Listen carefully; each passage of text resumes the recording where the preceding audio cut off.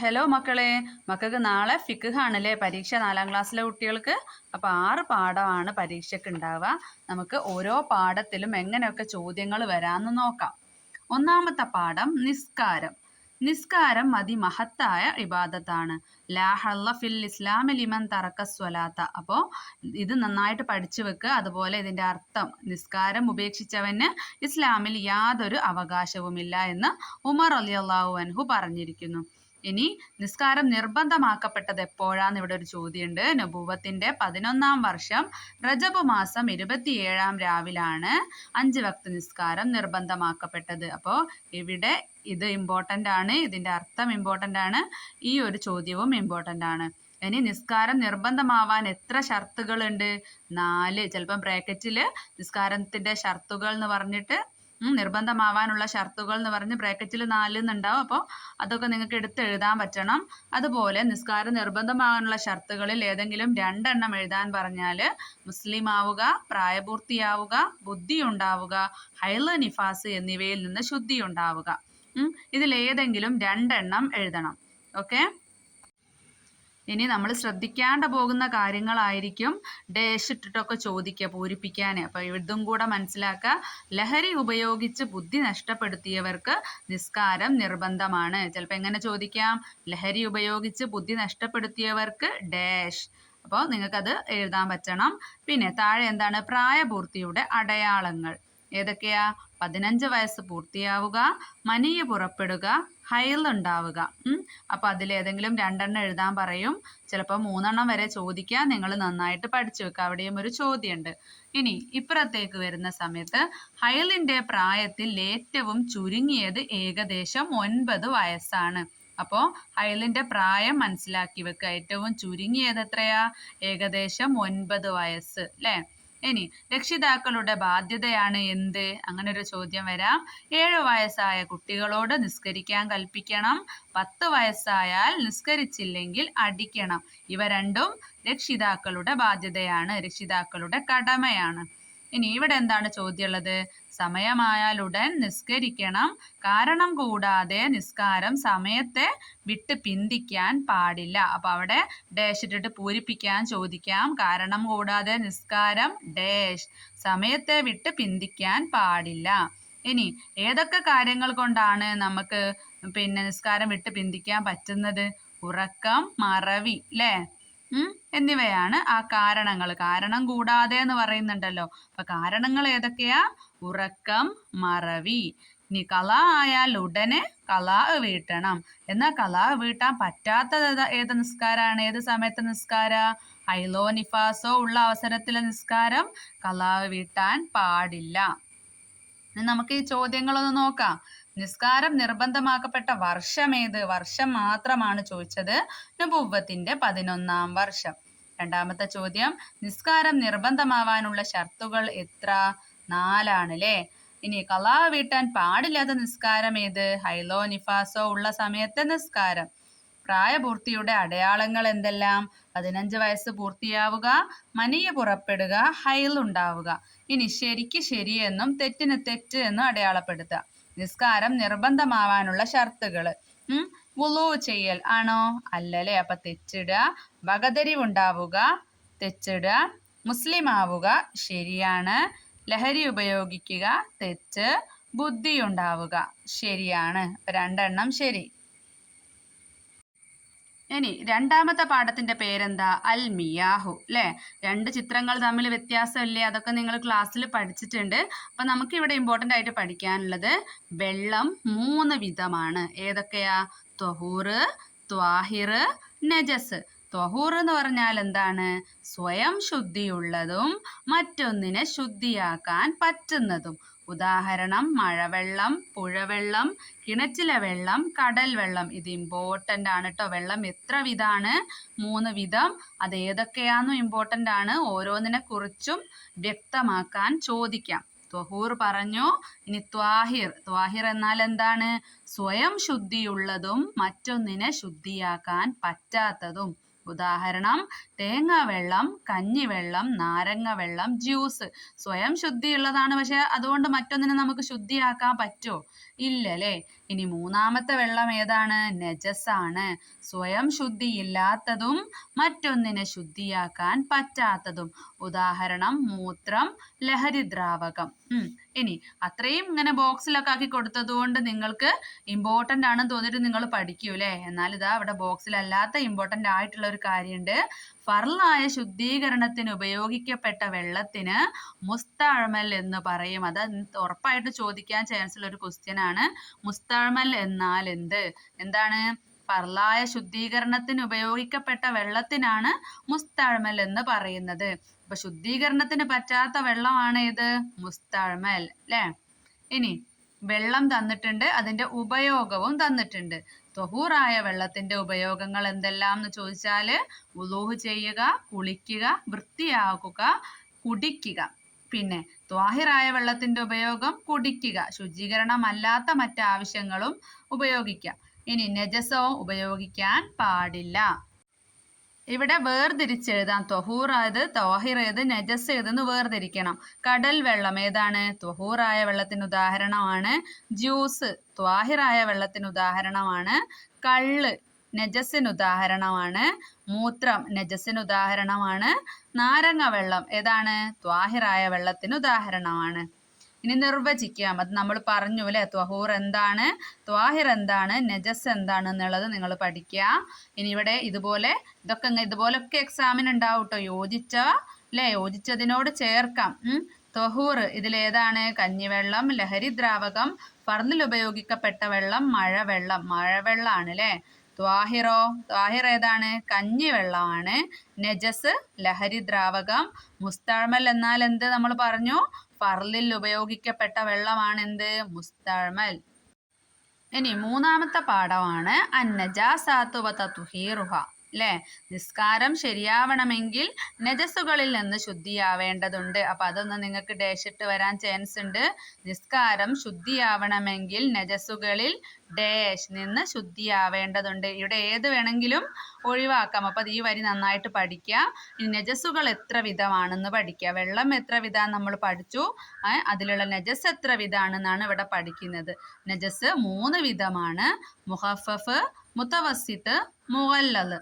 മുഖഫഫ് എന്ന് പറഞ്ഞാൽ എന്താണ്? 2 വയസ്സ് തികയാത്ത, പാലല്ലാത്ത ഒന്നും കഴിക്കാത്ത ആൺകുട്ടിയുടെ മൂത്രമാണ് ലഘുവായ നജസ് അഥവാ മുഖഫഫ്. അത്രയും മുഖഫഫ് എന്നുള്ളത് വ്യക്തമാക്കാൻ പറഞ്ഞാൽ ഇത്രയും എഴുതിയാൽ മതി. അതുകൊണ്ട് മലിനമായാൽ എങ്ങനെ ശുചിയാക്കാം എന്ന് ചോദിച്ചാലോ, അതുകൊണ്ട് മലിനമായാൽ മൂത്രമായ സ്ഥലത്തെല്ലാം എത്തും വിധം മൂത്രത്തേക്കാൾ കൂടുതൽ വെള്ളം കുടഞ്ഞാൽ മതി, കഴുകേണ്ടതില്ല. നിലത്ത് മൂത്രം പോലെയുള്ള നജസായാൽ അത് വറ്റിയിട്ടുണ്ടെങ്കിൽ ആ സ്ഥലം മൂടുന്ന രീതിയിൽ വേണം വെള്ളം ഒഴിക്കാൻ. വറ്റിയിട്ടില്ലെങ്കിലോ അതിനെ നീക്കിയ ശേഷമാണ് വെള്ളം ഒഴിക്കേണ്ടത്. അപ്പൊ ഈ പോയിന്റ് മനസ്സിലാക്കി വെക്കുക. എങ്ങനെ? മൂത്രം കൊണ്ട്, പാലല്ലാത്ത ഒന്നും കഴിക്കാത്ത 2 വയസ്സ് തികയാത്ത കുട്ടിയുടെ മൂത്രമായ സ്ഥലത്തൊക്കെ എന്താണ്? മൂത്രമായാല് മൂത്രത്തേക്കാൾ കൂടുതൽ വെള്ളം കുടഞ്ഞാൽ മതി, കഴുകേണ്ട ആവശ്യമില്ല. പക്ഷേ നിലത്ത് മൂത്രം പോലെയുള്ള നജസായി, പക്ഷെ അത് വറ്റി ഉണങ്ങി പോയിട്ടുണ്ടെങ്കിൽ ആ സ്ഥലം മൂടുന്ന വിധത്തില് വെള്ളം ഒഴിച്ചാൽ മതി. ഇനി വറ്റിയിട്ടില്ല, മൂത്രമോ നജസോ എന്തെങ്കിലും ഒരു നജസ് അവിടെ ഉണ്ടെങ്കിൽ എന്ത് ചെയ്യുക? അത് നീക്കിയ ശേഷമാണ് വെള്ളം ഒഴിക്കേണ്ടത്. അതല്ലാതെ നജസ് വെച്ചുകൊണ്ടല്ല വെള്ളം ഒഴിക്കേണ്ടത്. ആദ്യം നജസ് നീക്കം ചെയ്യണം, അതിന് ശേഷമാണ് വെള്ളം ഒഴിക്കേണ്ടത്. രണ്ടാമത്തത് നജസ് ഏതാണ്? മുത്തവസ്സിത്താണ്. മലം, മൂത്രം, ഛർദിച്ചത്, രക്തം, ചലം, മനുഷ്യൻ, മത്സ്യം, വെട്ടുകിളി എന്നിവയുടെ അല്ലാത്ത ശവം, മതിയ്, വതിയ്, ലഹരി ദ്രാവകങ്ങൾ എന്നിവയെല്ലാം ഇടത്തരം നജസ്സുകളാണ്. ഇവിടെ മക്കൾ ശ്രദ്ധിച്ചോ, മുഖഫഫ് എന്ന് പറഞ്ഞാൽ ലഘുവായ നജസാണ്. മുത്തവസ്സിത്ത് എന്ന് പറഞ്ഞാൽ ഇടത്തരം നജസ്സുകളാണ് കേട്ടോ. മുത്തവസ്സിത്ത്. അപ്പൊ ഇവിടം വരെ നിങ്ങൾ മുത്തവസ്സിത്തിനെ കുറിച്ചിട്ട് എഴുതാൻ പറഞ്ഞാൽ ഇവിടം വരെ എഴുതണം. ഇനി മുത്തവസ്സിത്ത് കൊണ്ട് നജസ്സായാൽ ഈ നജസ്സുകളെ കൊണ്ടൊക്കെ പിന്നെ നജസ്സുകളായാൽ ശുദ്ധിയാക്കണമെങ്കിൽ എന്ത് ചെയ്യണം? അതിൻ്റെ നജസിന്റെ നിറം, മണം, രുചി എന്നിവ നീങ്ങുന്നത് വരെ കഴുകണം. പ്രയാസപ്പെട്ട് കഴുകിയിട്ടും നിറമോ മണമോ നീങ്ങുന്നില്ലെങ്കിൽ വിരോധമില്ല. അതായത് നിറം മാത്രമോ മണം മാത്രമോ നീങ്ങുന്നില്ലെങ്കിൽ പ്രശ്നമില്ല. പക്ഷെ നിറം മണം എന്നിവ രണ്ടും കൂടിയോ അല്ലെങ്കിൽ രുചി മാത്രമോ നീങ്ങുന്നില്ലെങ്കിൽ ശുദ്ധിയാവുന്നതല്ല. മനസ്സിലായോ? നിറം, മണം, രുചി അങ്ങനെ ഓരോന്നും അവിടെ ബാക്കിയാവുകയാണെങ്കിൽ അതിൽ രുചി നീങ്ങുന്നില്ലെങ്കിൽ ശുദ്ധിയാവൂല. പക്ഷേ നിറമോ മണമോ അതിലേതെങ്കിലും ഒന്നാണ് നീങ്ങാത്തതെങ്കിൽ ശുദ്ധിയാവും. നിറവും മണവും കൂടെ പിന്നെ പോയിട്ടില്ലെങ്കിൽ അത് ശുദ്ധിയാവൂല. എന്നാൽ മുറിച്ച് കളഞ്ഞാൽ മാത്രമേ നീങ്ങൂ എന്ന അവസ്ഥയിൽ അത് പൊറുക്കപ്പെടുന്നതാണ്.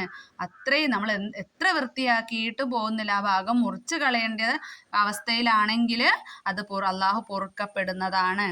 ഇനി മൂന്നാമത്തത് മുഗല്ലലാണ്. മുഗല്ലൽ കുറച്ച് കാഠിന്യമേറിയ നജസാണ് അല്ലേ. നായ, പന്നി എന്നിവയും ഇവയിൽ നിന്ന് ജന്മം കൊണ്ടവയും ഗൗരവമായ നജസ്സുകളാണ്. ലഘുവായ നജസ്, ഇടത്തരം നജസ്, ഇത് ഗൗരവമായ നജസ്സുകളാണ്. നായ, പന്നി എന്നിവ കൊണ്ട് നജസ്സായാൽ എങ്ങനെ ശുദ്ധിയാക്കണം? 7 പ്രാവശ്യം കഴുകണം. അതിലൊരു പ്രാവശ്യം ശുദ്ധിയായ മണ്ണ് കലക്കിയ വെള്ളം കൊണ്ടായിരിക്കണം. നജസിന്റെ തടി ഉണ്ടെങ്കിൽ നമ്മൾ നേരത്തെ പറഞ്ഞു അത് ആദ്യം നീക്കം ചെയ്യണം അല്ലേ. അതിന് നജസിന്റെ തടി നീക്കം ചെയ്യാൻ വേണ്ടിയിട്ട് നമ്മൾ എത്ര തവണ കഴുകിയാലും അത് ഒന്നായിട്ടേ പരിഗണിക്കുകയുള്ളൂ. നമ്മൾ 10 പ്രാവശ്യം കഴുകിയിട്ടാണ് നജസ് അവിടുന്ന് പോകുന്നതെങ്കിൽ അതൊരൊറ്റ പ്രാവശ്യമായിട്ടേ പരിഗണിക്കുള്ളൂ കേട്ടോ. ഇനി 2 കുല്ലത്ത് അതായത് 200 ലിറ്റർ, ഇതെന്തായാലും ചോദിക്കാം. 2 കുല്ലത്ത് എന്ന് പറഞ്ഞാൽ എത്രയാണ്, അല്ലെങ്കിൽ 200 ലിറ്റർ എന്ന് പറഞ്ഞാൽ എത്രയാണ് 2 കുല്ലത്ത്, അത് ഇങ്ങനെ ചോദിക്കും കേട്ടോ. അപ്പോൾ 2 കുല്ലത്തിൽ കുറവുള്ള വെള്ളത്തിൽ നജസായ വസ്തു ഇട്ട് കഴുകരുത്. വെള്ളം അതിന്മേൽ ഒഴിച്ചാണ് കഴുകേണ്ടത്. നമ്മൾ കുറഞ്ഞ വെള്ളത്തിൽ ഇട്ട് കഴുകിയാൽ അത് മൊത്തമായിട്ട് നജസാവുകയല്ലേ ഉള്ളൂ. അത് നമ്മൾ ഒഴിച്ചാണ് കഴുകേണ്ടത്. ഇനി മുതവസ്സിത്ത്, മുഗല്ലല് എങ്ങനെയാണ് ശുദ്ധിയാക്കേണ്ടതെന്ന് പറഞ്ഞു. ഇനി ലഹരി ദ്രാവകങ്ങൾ എങ്ങനെയാ?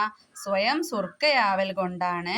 നായ, പന്നി എന്നിവ അല്ലാത്തതിന്റെ ശവത്തിന്റെ തോലോ ഊറക്കിടൽ കൊണ്ടാണ്. ഇത് ഇമ്പോർട്ടൻ്റ് ആണ് കേട്ടോ. നായ, പന്നി എന്നിവ കൊണ്ട് നജസായാൽ ശുദ്ധിയാക്കേണ്ടത് നമ്മൾ പറഞ്ഞു. ഇനി നായ, പന്നി അല്ലാത്തതിന്റെ ശവത്തിന്റെ തോല് എങ്ങനെയാ ശുദ്ധിയാക്കുക? ഊറക്കിടൽ കൊണ്ടാണ്. ഇനി ഇവിടെയുള്ള ചോദ്യങ്ങൾ തിരഞ്ഞെടുക്കാനാണ്. മുഖഫഫ് ഏത്, മുത്തവസ്സിത്ത് ഏത്, മുഗല്ലൽ ഏത്. അപ്പോൾ മക്കളത് നോക്കി ചെയ്യണേ. ഇനി ശുദ്ധിയാക്കേണ്ട രൂപം പറഞ്ഞല്ലോ. മുഗല്ലൽ പറഞ്ഞു, മുത്തവസ്സിത്ത് പറഞ്ഞു, മുഖഫഫും പറഞ്ഞു. അത് മനസ്സിലായില്ലേ? ഇനി നമുക്ക് ചോദ്യങ്ങൾ നോക്കാം. വീടിനകത്ത് മൂത്രമായാൽ ശുദ്ധിയാക്കേണ്ടത് എങ്ങനെ? അതിന്റെ നിറം, മണം, രുചി എന്നിവ പോകുന്നത് വരെ കഴുകണം. രണ്ടാമത്തെ ചോദ്യം, പാലല്ലാത്ത ഒന്നും ഭക്ഷിക്കാത്ത 6 മാസം പ്രായമായ ആൺകുട്ടി നിങ്ങളുടെ വസ്ത്രത്തിൽ മൂത്രമൊഴിച്ചാൽ എങ്ങനെ ശുദ്ധിയാക്കാം? എങ്ങനെ വൃത്തിയാക്കാം മക്കളെ? മൂത്രമായ സ്ഥലത്തെല്ലാം എത്തും വിധം മൂത്രത്തേക്കാൾ കൂടുതൽ വെള്ളം ഒഴിച്ചാൽ മതി. കഴുകേണ്ട ആവശ്യമില്ല കേട്ടോ. പാലല്ലാത്ത ഒന്നും ഭക്ഷിക്കാത്ത 2 വയസ്സ് തികയാത്ത കുട്ടിയുടെ മൂത്രമാണെങ്കിലാണ് ഇങ്ങനെ. ഇനി പാമ്പിന്റെ തോല് എങ്ങനെ ശുദ്ധിയാക്കാം? അപ്പം നമ്മൾ പറയാം പാമ്പിന്റെ കാര്യം ഈ പാടത്ത് പറഞ്ഞില്ലല്ലോ എന്നല്ലേ. അപ്പം നമ്മൾ പറഞ്ഞു നായ, പന്നി എന്നിവ അല്ലാത്ത ശവത്തിന്റെ തോല് എന്ന്. അപ്പൊ നായയും പന്നിയും അല്ലാത്ത ബാക്കിയുള്ള ജീവികളുടെ ശവത്തിന്റെ തോല് എങ്ങനെയാ വൃത്തിയാക്കുക? ഊറക്കിടൽ കൊണ്ടാണ്. അപ്പൊ നമ്മൾ പറഞ്ഞല്ലോ. അപ്പൊ ഏത് ജീവിയുടെ ചോദിച്ചാലും ഊറക്കിടൽ കൊണ്ടാണ്. ഇനി 4ാമത്തെ പാഠം അൽ ഇസ്തിൻജാ. ഇസ്തിൻജാ എന്നാൽ എന്ത്? ഇസ്തിൻജാ എന്നുള്ള പദത്തിന്റെ അർത്ഥം ശൗചം ചെയ്യലാണ്. ഇസ്തിൻജാ എന്ന് പറഞ്ഞാൽ എന്താണെന്ന് ചോദിക്കാം. മലമൂത്രധാരങ്ങളിൽ കൂടി വല്ലതും പുറത്തു വന്നാൽ ആ ഭാഗം ശുദ്ധിയാക്കുന്നതിനാണ് ഇസ്തിൻജാ എന്ന് പറയുന്നത്. അപ്പൊ ഇസ്തിൻജാ ചെയ്യുന്നതിന്റെ വിധി ഇവിടെ തന്നിട്ടുണ്ട്. ഏതൊക്കെയാ? പുറപ്പെട്ട വസ്തു നനവുള്ളതാണെങ്കിൽ വാജിബാണ്, നനവില്ലെങ്കിൽ സുന്നത്താണ്, കാറ്റാണെങ്കിൽ കറാഹത്താണ്. അപ്പോൾ ഇത് മനസ്സിലാക്കി വെക്കുക. ഇനി ഇസ്തിൻജാ ചെയ്യേണ്ട വസ്തുക്കൾ, അതായത് ഇസ്തിൻജാ എന്ന് പറഞ്ഞാൽ ശൗചം ചെയ്യൽ. ശൗചം ചെയ്യേണ്ട വസ്തുക്കൾ ഏതൊക്കെയാ? ഒന്നെങ്കിൽ തഹൂറായ വെള്ളമായിരിക്കണം, അല്ലെങ്കിൽ നജസിനെ വലിച്ചെടുക്കുന്ന ശുദ്ധിയുള്ള കല്ല്, അല്ലെങ്കിലോ ടിഷ്യൂ പേപ്പർ പോലുള്ളവ ആയിരിക്കണം. ഇനി ശൗചം ചെയ്യൽ ഹറാമായ വസ്തുക്കൾ ഏതൊക്കെയാ? ഏതുകൊണ്ടൊക്കെ ശൗചം ചെയ്യാൻ പറ്റാത്തത്? ബഹുമാനിക്കപ്പെടുന്ന വസ്തുക്കൾ, ഭക്ഷ്യവസ്തു, എല്ല്. അപ്പോൾ ഇത്രയും മക്കൾ ഈ ഒരു പേജ് മൊത്തം ഇമ്പോർട്ടൻ്റ് ആണ് കേട്ടോ. ഇനി ഇവിടെ നോക്കാം. വെള്ളം കൊണ്ട് ശൗചം ചെയ്യുമ്പോഴും നജസ് പോയിട്ടുണ്ടെന്ന മികച്ച ധാരണ ഉണ്ടാവണം. ടിഷ്യൂ പേപ്പർ, കല്ല് പോലുള്ളവ കൊണ്ട് മുഴുവൻ സ്ഥലവും 3 പ്രാവശ്യം തടവണം. അപ്പം ഇതൊക്കെ നിങ്ങൾ കാണാതെ പഠിച്ചു വെക്കുക. ഇതൊക്കെ ഡാഷ് ഇട്ട് പൂരിപ്പിക്കാൻ ചോദിക്കുക കേട്ടോ. എന്നിട്ട് 3 പ്രാവശ്യം കഴുകിയിട്ട് ശുദ്ധിയായിട്ടില്ലെങ്കിൽ ശുദ്ധിയാകുന്നത് വരെ തടവണം. തടവുന്നത് ഒറ്റയാക്കൽ എന്താണ്? സുന്നത്താണ്. നജസ് ഉണങ്ങിയിട്ടുണ്ടെങ്കിൽ വെള്ളം കൊണ്ട് മാത്രമേ ഇസ്തിഞ്ചാവ് പറ്റുകയുള്ളൂ. അപ്പോൾ വെള്ളം കൊണ്ട് മാത്രമേ ഇസ്തിഞ്ചാവ് പറ്റുകയുള്ളൂ എപ്പോൾ എന്ന് ചോദിച്ചാൽ നജസ് ഉണങ്ങിയിട്ടുണ്ടെങ്കിൽ.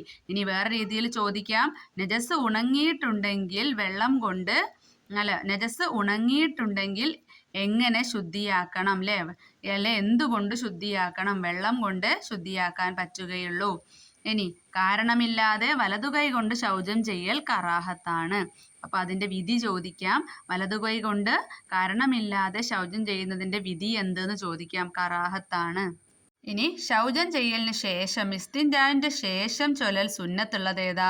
അല്ലാഹുമ്മ തുഹിർ ഖൽബി മിനൻ നിഫാഖി വഹസ്സിൻ ഫർജി മിനൽ ഫവാഹിഷ്. അർത്ഥം എന്താണ്? അല്ലാഹുവേ, എൻ്റെ ഹൃദയം കാപട്യത്തിൽ നിന്ന് ശുദ്ധിയാക്കുകയും ഗുഹ്യസ്ഥാനം നീചപ്രവൃത്തികളിൽ നിന്ന് സംരക്ഷിക്കുകയും ചെയ്യണമേ. ഇത് ഇമ്പോർട്ടൻ്റ് ആണ് കേട്ടോ. ഇതും ഇതിൻ്റെ അർത്ഥവും. അപ്പോൾ അതിലുള്ള ഒന്നാമത്തെ ചോദ്യം എന്താണ്? ഇസ്തിഞ്ചാ എന്നാൽ എന്ത്? എന്താണ്? മലമൂത്രധാരങ്ങളിൽ കൂടി വല്ലതും പുറത്തു വന്നാൽ ആ ഭാഗം ശുദ്ധിയാക്കുന്നതിനാണ് ഇസ്തിഞ്ചാ എന്ന് പറയുന്നത്. പിന്നെ ഏതുകൊണ്ടെല്ലാം ശൗചം ചെയ്യാം? ഏതുകൊണ്ടൊക്കെയാണ്? തഹൂറായ വെള്ളം, നജസിനെ വലിച്ചെടുക്കുന്ന ശുദ്ധിയുള്ള കല്ല്, ടിഷ്യൂ പേപ്പർ പോലുള്ളവ. ഇനി മൂന്നാമത്തെ ചോദ്യം, ഇസ്തിഞ്ചാ ഹറാമായ വസ്തുക്കൾ ഏതെല്ലാം? ഏതൊക്കെയാ? താഴെ ബഹുമാനിക്കപ്പെടുന്ന വസ്തുക്കൾ, ഭക്ഷ്യവസ്തു, എല്ല്. ഇനി അടുത്തത് എന്താണ്? ശൗചം ചെയ്യുന്നതിന്റെ വിധിയാണ്. അപ്പൊ ഈ വിധിയൊക്കെ മക്കൾ പഠിച്ചു വെക്കുക കേട്ടോ. നമ്മൾ പാഠത്തിൽ പറഞ്ഞല്ലോ. ഇനി വ്യക്തമാക്കാം, അത് നോക്കാം. വെള്ളം എങ്ങനെയുള്ളതായിരിക്കണം? വെള്ളം എങ്ങനെയുള്ളതായിരിക്കണം? തഹൂറായിരിക്കണം അല്ലേ? കല്ല്, ടിഷ്യൂ പേപ്പർ എങ്ങനെയുള്ളതായിരിക്കണം? നജസിനെ വലിച്ചെടുക്കുന്നതായിരിക്കണം. വലിച്ചെടുക്കാൻ കഴിവുള്ളതായിരിക്കണം കല്ലും ടിഷ്യൂ പേപ്പറൊക്കെ. ഇനി മൂന്നാമത്തത്, വെള്ളം കൊണ്ട് മാത്രമേ ഇസ്തിഞ്ചാവ് പറ്റുകയുള്ളൂ എപ്പോൾ? അതിവിടെ നമ്മൾ പറഞ്ഞു, നജസ് ഉണങ്ങിയിട്ടുണ്ടെങ്കിൽ വെള്ളം കൊണ്ട് മാത്രമേ ഇസ്തിഞ്ചാവ് പറ്റുകയുള്ളൂ. ഇനി നാലാമത്തെ ചോദ്യം, ശുദ്ധിയാകുന്നത് വരെ തടവണം എപ്പോൾ? അത് പറഞ്ഞു. ടിഷ്യൂ പേപ്പർ, കല്ല് പോലുള്ളവ കൊണ്ട് മുഴുവൻ സ്ഥലവും 3 പ്രാവശ്യം തടവണം. എന്നിട്ടും ശുദ്ധിയായിട്ടില്ലെങ്കിൽ ശുദ്ധിയാവുന്നത് വരെ തടവണം. ഓക്കെ. ലാസ്റ്റ് അർത്ഥസഹിതം പൂർത്തിയാക്കാനാണ്. അപ്പം അത് നമ്മൾ പറഞ്ഞു കേട്ടോ. ഇനി അഞ്ചാമത്തെ പാഠം നോക്കാം. ഫുറൂലുൽ വുളു, വുളുവിൻ്റെ ഫർളുകൾ. വുളുവിൻ്റെ ഫർളുകൾ എന്ന് പറഞ്ഞാൽ എന്താണ്? വുളുവിൽ നിർബന്ധമായും ചെയ്തിരിക്കേണ്ട കാര്യങ്ങളാണ് വുളുവിൻ്റെ ഫർളുകൾ. വുളുവിൻ്റെ ഫർളുകൾ എന്നാൽ എന്തെന്ന് ചോദിച്ചാൽ വുളുവിൽ നിർബന്ധമായും ചെയ്തിരിക്കേണ്ട കാര്യങ്ങളാണ് വുളുവിൻ്റെ ഫർളുകൾ. ഏതെങ്കിലും ഫർളിനെ ഒഴിവാക്കിയാൽ വുളു ശരിയാവുകയില്ല. വുളുവിന് എത്ര ഫർളുകളുണ്ട്? 6 ഫർളുകളാണുള്ളത്. ഒന്നാമത്തേത് നിയ്യത്ത്. നിയ്യത്തിന്റെ രൂപം എങ്ങനെയാ? വുളു എന്ന ഫർളിനെ ഞാൻ വീട്ടുന്നു എന്നോ ചെറിയ അശുദ്ധിയെ ഞാൻ ഉയർത്തുന്നു എന്നോ മറ്റോ കരുതൽ. ഇനി മുഖം കഴുകുന്നതിന്റെ തുടക്കത്തിലാണ് നിയ്യത്ത് ചെയ്യേണ്ടത്. അപ്പൊ എപ്പോഴാണ് നിയ്യത്ത് ചെയ്യേണ്ടതെന്ന് ചോദിച്ചാൽ മുഖം കഴുകുന്നതിന്റെ തുടക്കത്തിൽ. നിയ്യത്ത് പറയൽ സുന്നത്താണോ ഫർളാണോ തെറ്റിച്ചൊക്കെ കൊടുക്കും. നമ്മൾ നേരത്തെ ഒരു ക്വസ്റ്റ്യൻ പേപ്പർ ചെയ്തിട്ടുണ്ടായിനി, അതിൽ നിയ്യത്ത് പറയൽ ഫർളാണെന്ന് പറഞ്ഞിട്ട് തെറ്റ് തിരുത്താൻ കൊടുത്തിട്ടുണ്ട്. അപ്പൊ നിയ്യത്ത് പറയൽ എന്താണെന്ന് മനസ്സിലാക്കണം. സുന്നത്താണ്. ഇനി രണ്ടാമത്തെ ഫർൾ എന്താണ്? മുഖം കഴുകൽ. മുഖത്തിന്റെ മുഴുവൻ ഭാഗങ്ങളും കഴുകണം. ചിലർ മുഖത്തിന്റെ നടുഭാഗം മാത്രം കഴുകൂലേ, പക്ഷെ അത് പോരാ, മുഖത്തിന്റെ മുഴുവൻ ഭാഗങ്ങളും കഴുകണം. തിങ്ങിയ താടിയുടെ ഉള്ളു ഒഴികെയുള്ള മുഴുവൻ രോമങ്ങളുടെയും ഉള്ളും പുറവും കഴുകണം. മുഖത്തിന്റെ അതിർത്തിക്ക് അപ്പുറത്തുള്ള അല്പം ഭാഗം കൂടി കഴുകൽ വാജിബാണ്. കൈകാലുകളിലും അപ്രകാരം അല്പം കയറ്റി കഴുകണം. അപ്പോൾ കൈകാലുകൾ കഴുകുമ്പോഴും കുറച്ച് കയറ്റി കഴുകണം കേട്ടോ. അപ്പം ഈ പോയിന്റ്, രണ്ടാമത്തെ പോയിന്റ്, മൂന്നാമത്തെ പോയിന്റ് ഒക്കെ എന്താണ്? പൂരിപ്പിക്കാൻ ചോദിക്കാം. മക്കൾ പഠിച്ചു വെക്കണേ. അതിൽ തന്നെയുള്ള പോയിന്റാണ്, സാധാരണ തലമുടി മുളയ്ക്കുന്ന സ്ഥലം മുതൽ താടിയെല്ലിൻ്റെ അറ്റം വരെയും ഒരു ചെവിക്കുറ്റി മുതൽ മറ്റേ ചെവിക്കുറ്റി വരെയുമാണ് മുഖം. അപ്പോൾ മുഖം ഏത് മുതൽ ഏത് വരെയെന്ന് ചോദിച്ചാൽ ഇവിടം മുതൽ ഇവിടം വരെ ആൻസർ എഴുതാം. ഇനി മൂന്നാമത്തെ വുളുവിൻ്റെ ഫർളാണ് 2 കൈയും മുട്ട് ഉൾപ്പെടെ കഴുകുക. അപ്പോൾ എവിടെ നിന്ന് തൊട്ട് കഴുകണം? വിരലുകളുടെ തല മുതൽ കഴുകണം. പിന്നെ 4ാമത്തെ ഫർളാണ് തല അല്പം തടവുക. അത് തലയുടെ അതിർത്തിക്കുള്ളിലുള്ള മുടിയോ തൊലിയോ തടവണം. നമ്മൾ മുടി നീണ്ടിട്ട് നെറ്റിമലേക്ക് തൂങ്ങി നിൽക്കുന്ന മുടിയൊക്കെ ഉണ്ടാവുമല്ലോ, അതൊന്നും തടവിയാൽ പോരാ. തലയുടെ അതിർത്തിക്കുള്ളിലുള്ള മുടിയോ അല്ലെങ്കിൽ മുടിയില്ലാത്തവരാണെങ്കിൽ തൊലിയിലോ തടവണം. തലയുടെ അതിർത്തിക്ക് പുറത്തേക്ക് നീണ്ടു കിടക്കുന്ന മുടിയിലോ തൊലിയിലോ തടവിയാൽ മതിയാവില്ല. ഇനി 5ാമത്തെ ഫർള് 2 കാലും ഞെരിയാണി ഉൾപ്പെടെ കഴുകുക. അപ്പം നമ്മൾ പറഞ്ഞു കൈകാലുകൾ കഴുകുമ്പോൾ കുറച്ച് കയറ്റി കഴുകണം. അതുപോലെ കാലിലെ വിള്ളൽ, മടമ്പ് മുതലായവ സൂക്ഷിച്ച് കഴുകണം. ഇനി 6ാമത്തെ ഫർളാണ് എന്ത്? തർത്തീബ്. തർത്തീബ് എന്ന് പറഞ്ഞാൽ വഴിക്ക് വഴിയായി ചെയ്യാം. നമ്മൾ ആദ്യം കാല് കഴുകി പിന്നെ മുഖം കഴുകി അങ്ങനെയൊന്നും പറ്റൂല. ഈ ഒരു ഓർഡറിൽ തന്നെ ചെയ്യണം. മുകളിൽ പറഞ്ഞ കാര്യങ്ങളെല്ലാം വഴിക്ക് വഴിയായി ചെയ്യണം. വുളുവിൻ്റെ നിയ്യത്തോടു കൂടി വെള്ളത്തിൽ മുങ്ങിയാൽ വുളു ലഭിക്കുന്നതാണ്. വുളു നിയ്യത്ത് വെച്ച് വെള്ളത്തിൽ മുങ്ങിയാൽ വുളു ലഭിക്കുന്നതാണ്.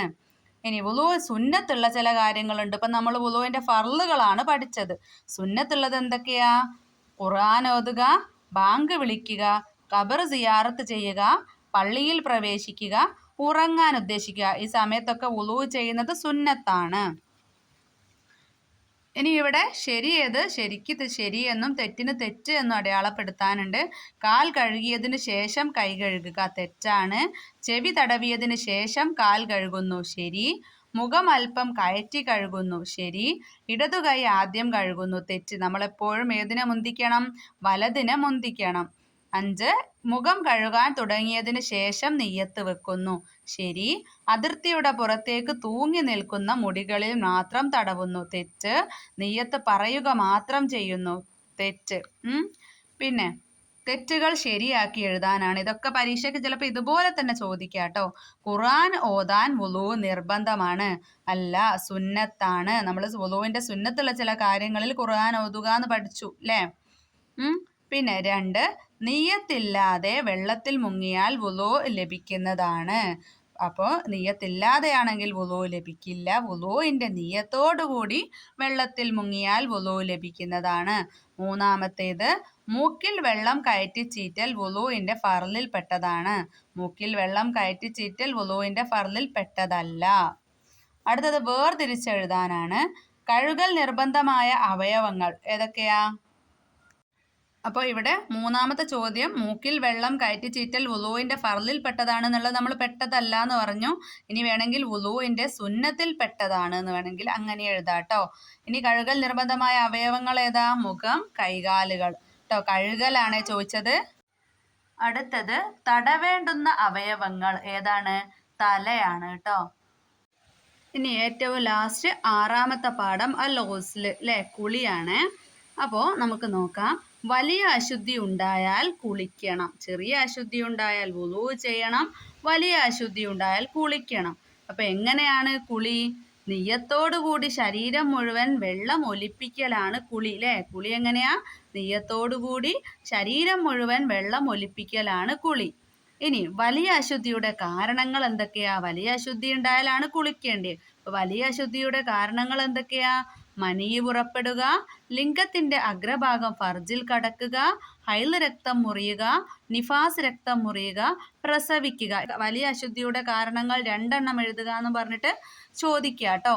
ഇനി ഹൈല് എന്ന് പറഞ്ഞാൽ എന്താണ്? സ്ത്രീകളുടെ ഗർഭാശയത്തിന്റെ അങ്ങേ അറ്റത്ത് നിന്ന് ചില പ്രത്യേക സമയങ്ങളിൽ പുറപ്പെടുന്ന രക്തമാണ്. ഏകദേശം 9 വയസ്സ് മുതൽ ഹൈൽ ഉണ്ടാകാവുന്നതാണ്. അപ്പോൾ ചുരുങ്ങിയ പ്രായം എത്രയാ? 9 വയസ്സാണ്. ഇനി ഹൈലിന്റെ സമയം എത്രയാ? ചുരുങ്ങിയത് 1 ദിവസം, സാധാരണ 6-7 ദിവസം, കൂടിയാൽ 15 ദിവസമാണ് ഇതിന്റെ കാലയളവ്. അപ്പൊ കുറഞ്ഞതും കൂടിയതും ചോദിച്ചാൽ ചുരുങ്ങിയത് 1 ദിവസവും കൂടിയത് 15 ദിവസവും. ഹൈലിന്റെ കാലയളവ് ചോദിച്ചാൽ ഇത് 3ഉം എഴുതുക കേട്ടോ. സാധാരണ 6-7 ദിവസമാണെന്നും കൂടെ അതിലേക്ക് കൂട്ടിച്ചേർക്കുക. ഇനി നിഫാസ് എന്ന് പറഞ്ഞാൽ എന്താണ്? പ്രസവത്തിന് ശേഷം 15 ദിവസം കഴിയും മുമ്പ് ഗർഭപാത്രത്തിൽ നിന്ന് പുറപ്പെടുന്ന രക്തമാണ് നിഫാസ്. നിഫാസിന്റെ സമയം എത്രയാ? ചുരുങ്ങിയത് നിഫാസ് അല്പസമയമാണ് അല്ലേ. ചുരുങ്ങിയ നിഫാസ് എന്ന് പറയുന്നത് അല്പസമയമാണ്. സാധാരണ 40 ദിവസവും കൂടിയാൽ 60 ദിവസവുമാണ്. അപ്പൊ നിഫാസിന്റെയും ഹൈലിന്റെയും ഒക്കെ ചുരുങ്ങിയ കാലയളവും കൂടിയ കാലയളവും ഒക്കെ മനസ്സിലാക്കി വെക്കുക. നിഫാസിൻ്റെത് ചുരുങ്ങിയത് അല്പസമയം, സാധാരണ 40 ദിവസമാണ്, കൂടിയാൽ 60 ദിവസവുമാണ്. ഇനി കുളിയുടെ ഫർളുകൾ എത്രയാ? 2 ആണ് അല്ലേ. 1 നിയ്യത്ത്, 2 ശരീരം മുഴുവൻ വെള്ളം ചേർക്കുക. നിയ്യത്ത് എങ്ങനെയാ? കുളി എന്ന ഫർളിനെ ഞാൻ വീട്ടുന്നു എന്നോ വലിയ അശുദ്ധിയെ ഞാൻ ഉയർത്തുന്നു എന്നോ മറ്റോ കരുതല്. ഇനി വുളുവിന്റെ ഷർത്തുകളെല്ലാം എന്താണ്? കുളിക്കും ഷർത്താണ്. അപ്പം നമ്മളോട് വുളുവിൻ്റെയും കുളിയുടെയും ഒക്കെ ഷർത്തുകൾ ഏതെല്ലാം എന്ന് ചോദിച്ചാലോ, വുളുവിൻ്റെ ഷർത്തുകളെല്ലാം കുളിക്കും ഷർത്തുകളാണെന്ന് പറഞ്ഞല്ലോ.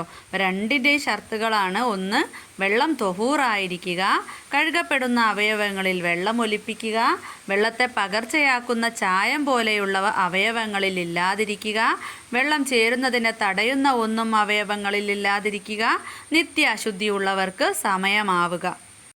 ഇനി പഠിക്കാനുള്ളത് കുളിയുടെ ചില സുന്നത്തുകളാണ്. ഏതൊക്കെയാ? തുടക്കത്തിൽ ബിസ്മി ചൊല്ലുക. കുളിക്കുമ്പോൾ ബിസ്മി ചൊല്ലുന്നത് സുന്നത്താണ്. ശരീരത്തിലെ മോശപ്പെട്ട വസ്തുക്കളെ നീക്കം ചെയ്യുക. വായിൽ വെള്ളം കൊപ്പിളിക്കുക, മൂക്കിൽ വെള്ളം കയറ്റി ചീറ്റുക, കുളിയുടെ മുമ്പായി വുളൂ ചെയ്യുക, കുളി കഴിഞ്ഞ ഉടനെ വുളൂവിന് ശേഷമുള്ള ദുആ ചൊല്ലുക. അപ്പൊ ഇത്രയും എന്താണ്? കുളിക്കുള്ള സുന്നത്തുകളാണ് കേട്ടോ. കുളിക്കുള്ള സുന്നത്തുകളാണ്.